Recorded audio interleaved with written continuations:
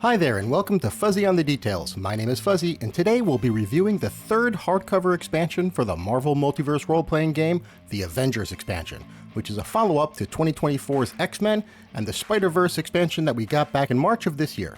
Here's what you can expect in this review: a chapter-by-chapter look at the entire book. Marvel did give me a review copy of this book, so I've had some time to read it over, digest it, and compare it with the other hardcovers. This is not a sponsored video, however, nor was the review copy given with any expectations or constraints on how or if I deliver a review. As always, I will be diving deep into the meatier rule sections of this book in future videos. I've got some planned for headquarters and iconic items for sure. If you've got requests for other chapters, feel free to comment. And if you do comment and you're subscribed to the channel, you'll be entered in. If you're a bibliophile like me, you're definitely going to appreciate the quality of this book. Like the other two expansions, it's printed on exceptionally thick paper stock, which is bright and has a little gloss to it that really makes the art pop. And there's a ton of great art in this book. I'd probably rank it a little bit ahead of Spider-Verse in that regard. The cover art is by Paco Medina and Jesus Aburtov. We highlighted them both before on the channel, but I've got to give Aburtov another crisp virtual high five because his coloring on this book is just next level. I can confidently say he is my favorite colorist in comics right now, and we are really lucky to have him doing all of our covers for this game. And I think Medina put together a top 2 cover for me for the game. It's between this and the X-Men book. It's got such a great sense of depth. I really like it. It's also worth pointing out that the book has a $49.99 MSRP, which is the same as the other 2 expansions. And in a world where we've got a lot of costs that have risen due to inflation, and a lot of game companies in particular having to raise prices because of tariffs, the price of this book did not change. It's not nothing. And we have some pretty cool late-breaking news. You can not only buy this book in this beautiful hardcover, or on Demiplane or on Kindle, but for the first time, you can get it as a PDF. I know this is something that the Marvel RPG team has been working really diligently on for a while. I've worked in publishing before, and PDF can be a 4-letter word to some executives in that industry. And changing any policy in a big company can be an uphill battle, but our boys got it done, and I am really grateful that they didn't give up. Everyone that works on this game is really passionate, especially so about us fans. Anyway, speaking of that amazing creative team, you know, it's rare that when you look at a credits page like this and we're 5 hardcovers into the game and you see so many of the key team members going all the way back to the core rulebook. I think that's one of the reasons why these books just keep getting better and better as we go. Table of Contents.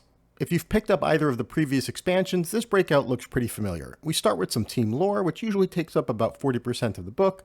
Then we get into the rules, which takes up about 20% or so, but it's pretty dense. And then we wrap up with the final 40% of character profiles. To me, one of the exciting things about this book is that we have 62 pages of rules. That's up from 50 pages in the Spider-Verse and 43 pages in X-Men. You can see here that the iconic item section and the headquarters section are the biggest chunk of those rules, and they really benefit from the extra space. You can tell that these are things that Marvel has probably been thinking about since the core rulebook, but more on that later. Now, Marvel probably could have phoned it in and found some appropriate full-page art that they could have used at the beginning of each one of these chapters, but they went the extra mile and commissioned brand new full-page pieces of art done by Rory Coleman, Adrian DiBenedetto, and Andrew Kramer. I'm going to be featuring these guys' art throughout the video, so please go to the description. I've left the link there for some of their pages. Awesome job, guys. Chapter 1. There are a couple of things worth repeating here, in addition to the typical introductory material you'd expect to see in any rulebook. First, just because this is an Avengers book, there's no reason these rules cannot be used by any player in any type of campaign. I think that'll be clear once we get to the rules section. And second, as I mentioned earlier, there are more rules in this expansion than any book since the core rulebook. You do not have to adopt them all at once. Experienced narrators may want to drink from the fire hose, but check in with your players and make sure they're ready for the same pace. You don't want them to bite off more than they can chew. Chapter 2 focuses on the Avengers teams, and boy are there a lot of different ones to cover. So all of these individual teams covered in this chapter are done so more or less in chronological order, ending up with the Superior Avengers, which is a 6 comic book run that just ended last week as of the time I'm recording. So that's a good example of how Marvel works to get the latest and greatest content into these books. For example, if you look at Hercules, he might be a little underpowered from what you remember from his classic run in the comics, but that's kind of where he is power-wise in the latest stories. Now, a lot of these initial chapters also give us information on locations, and here's an example of one of the many, many maps you're going to get in this book, all again done by Brian Patterson. You can get, by the way, some additional maps of his for free, plus some cool merch and webcomics and stuff if you go to brianeffenpatterson.com and say it with me because it's so much fun to say, brianeffenpatterson.com. Chapter 3 is where we get the lore for Avengers-inspired teams. That includes the West Coast Avengers, the Young Avengers, the Champions, the Ultimates, the Thunderbolts, and the Pet Avengers, but not the Great Lakes Avengers. Probably my biggest bummer of the book. I really wanted to see these guys make it. They're so much fun. But hey, that just means more homebrewing opportunity, right? And like in Chapter 2, you're going to get not only team compositions, but headquarters information, role-playing tips, and adventure hooks. You get 3 adventure hooks per team for a total of 18 adventure hooks in this chapter. Now, Chapters 4 and 5 step away from the team-oriented format, and 4 focuses on the various government connections that the Avengers have had or have rebelled against over the years. So that means with no teams, we don't get role-playing advice on how to play those teams, no adventure hooks, but we do get a sick helicarrier map. And here are the different sections in this chapter. Now, I know that things got a little blurry between Avengers and S.H.I.E.L.D. when Tony was running it, but this is a short chapter and we don't really have the space to dive too much into S.H.I.E.L.D. I honestly would have been okay if they cut the S.H.I.E.L.D. stuff out and maybe saved it for a separate product. But maybe the fact that it's in here means we're not going to be getting a S.H.I.E.L.D. book anytime soon. And Chapter 5, Avengers World, is another lore-only chapter. Again, no teams, adventure seeds, just like Chapter 4. I do want to call out the editor's note down there. Brian Overton has about 8 of these, I think, throughout the book, and I really liked them. It just makes the book feel more Marvel to me. This chapter has a small section on New York and larger ones on the Savage Land, Wakanda, Atlantis, Latveria, and Symkaria. And looking at this chapter and the previous one, I do feel they're missing something by being pure lore with no adventure seeds or role-playing tips or really anything connected to the role-playing game at all. Next up is Chapter 6, Multiversal Avengers, and we're back to that team-focused chapter formatting, so that means we've got headquarters, we've got 15 adventure seeds, some role-playing advice, and some guidance on how you might play a multiversal variant of a character, whether you're a player or a narrator. Next up, Evil Organizations. This is a great chapter for narrators especially. Same format as the other team-oriented chapters. We've got your lore, team history, team rosters, headquarters, and adventure hooks, but instead of information about how to play a member of one of these evil teams, we get a list of their goals, which I think is a nice little change, especially if you're like me and maybe you haven't read too much up on a group like the Zodiac. And speaking of groups, this chapter focuses on Hydra, Zodiac, the Dark Avengers, and the Black Order. Next, we get to rules, and this chapter is worth the price of admission alone. There is a ton of great stuff in here. Let's try and break it down. The 60 pages or so of rules are mostly new rules, but they also include some rules updates, clarifications, and some rules that are reprinted from previous books. You know, I've said this in a previous video, but I think this is a very consumer-friendly decision. You're not missing out on rules, there's a ton here, but if you're a new player, and let's say you're an Avengers fan but not a Spider-Verse fan, and you didn't buy that book, and there's a character profile that refers to a power from the Spider-Verse book, you want to be able to play that character, so it just makes sense to include that content here. If they didn't, I think a lot of people would be pissed off. So I don't mind them dedicating a few pages to make sure everyone's got those rules. So the chapter starts with a rules update for the stun condition. A potential change was announced back in March in response to player feedback that the old stun condition, where players just couldn't take any actions at all, was, well, boring. Nobody likes getting stun locked. So Marvel put out the call for input and feedback in the March issue of Tony's Workshop. I personally ran a couple of playtests with about 16 people total, and I know lots of other people got their feedback in too. My sense at the time that option 2 would wind up being the overwhelming favorite and probably would make its way into the book. And it looks like that's what they selected, with one small but very necessary change. They added in that the stun condition would give a character trouble on standard actions and reactions instead of just locking them down and being unable to take any actions. This is feedback that I know myself and others had given, so once again, this is yet more evidence that Marvel listens to us and makes the changes in the game that we want to see. And we have an update to the shield rules, which now state that if you chuck a shield at somebody and you have that power that allows it to return, it returns at the beginning of your next turn, meaning that you can't benefit or use any other shield powers until you get that shield back. And the complicated backstory bit is just a way to explain that sometimes character profiles are missing things on purpose, and that's okay. Now this page here is my probably accurate count of all of the new things from the rules chapter. That is a lot, y'all. So I'm definitely going to cover iconic items and headquarters in a separate video, but I just can't not talk about them here because I really love these rules. So iconic weapons are now called iconic items, and that's because things like Silver Surfer's board or Juggernaut's Crimson Gem of Sidorak aren't really weapons. The rules are actually balanced now. More powerful items will take up more power slots, so things just aren't left up to narrator interpretation. And by the way, you don't have to use these new rules if you're already playing a character with an iconic weapon, for example. They are optional. Making your own iconic item is actually really easy, and the book provides the rules to do so. First, you'd pick an origin, any origin. Let's choose high-tech. Then you choose restrictions. There are 5 main ones, and these have a ton of subcategories in the book. For example, an access restriction could be you need to have a certain rank or origin to wield the item. An obvious restriction could be something like it's flashy or it's loud. And an unattached restriction means it has to be, say, worn or carried. Let's choose flashy and worn.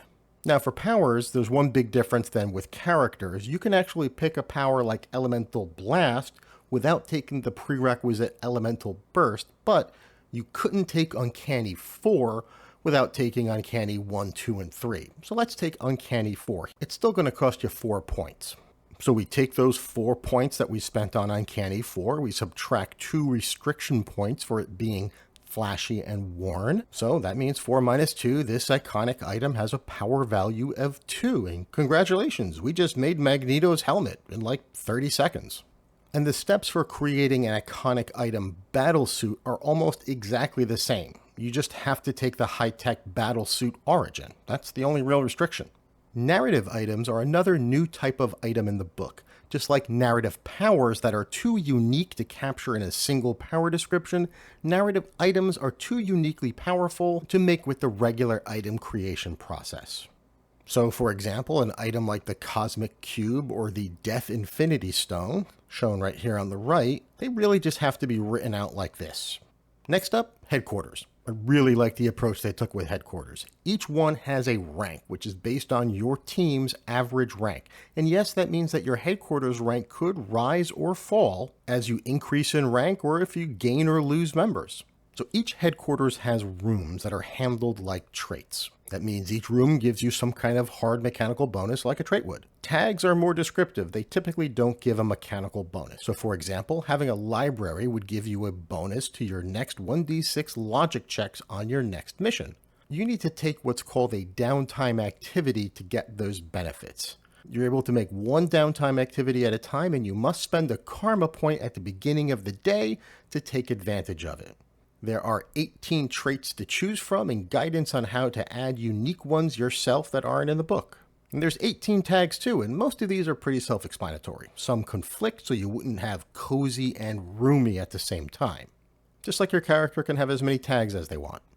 And I love that there's that consistency in the mechanics used even when you're comparing a headquarters to a character profile. And finally, we've got rules on how to damage and repair the headquarters. Now, in general, I really like this approach of spending a karma point to take advantage of the downtime activity. It's reminiscent of the team maneuver rule, where you have to spend focus to get the bonus associated with the maneuver. And I love that there's a lot of flexibility in these rules. Not only can your headquarters grow with you as you rank up, but your character can take advantage of different downtime activities every day. So these rules for headquarters and iconic items, including the battle suits, introduce a very nicely balanced system that really helps the player's homebrew, which I think is super important for any game based on a Marvel IP. I mean, you could fill the whole character section with different versions of Iron Man suits if you wanted.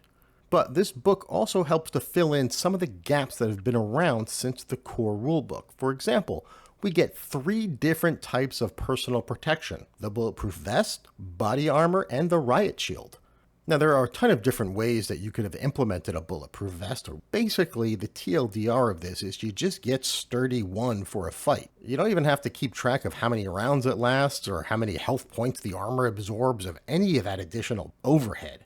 Just if you get damaged, your armor's gone. That's it. Remember, this is a game where you don't track ammunition, so the idea of tracking how many health points that your armor has, that's just not fun. At least for me. In addition to the 23 new weapons, we get 20 stunts, and I'm so happy to see Hulk's Thunderclap among them. We've also got 13 new team maneuvers, and those go for both heroes and villains.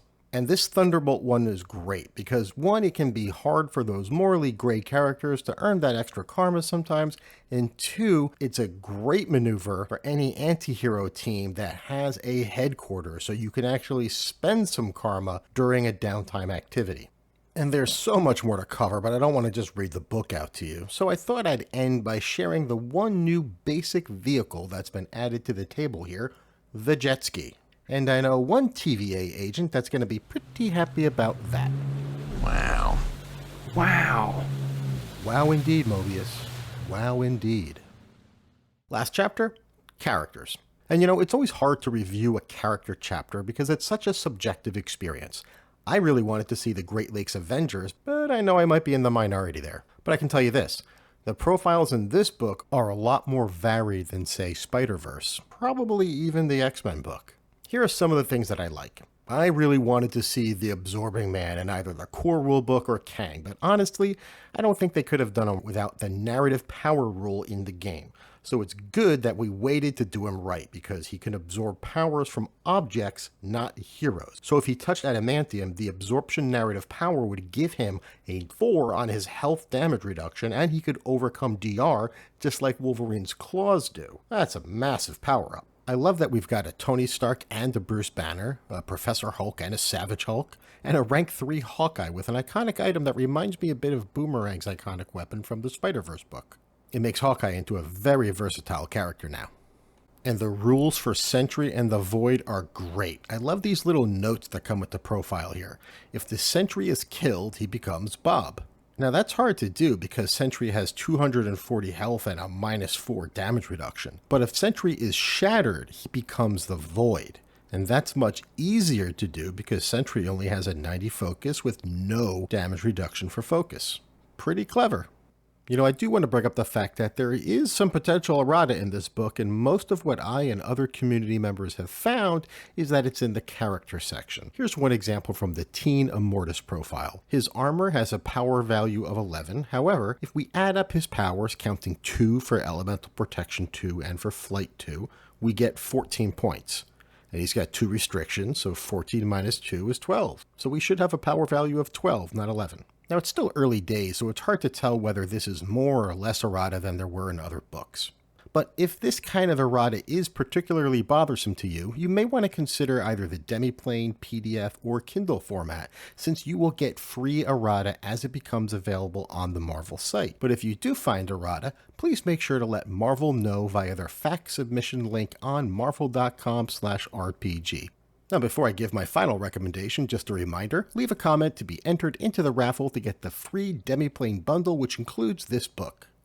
My recommendation. Listen, all 3 of the expansions for this game are exceptional. They're not perfect, of course. I mentioned earlier, I wish there was more actual game content in chapters 4 and 5.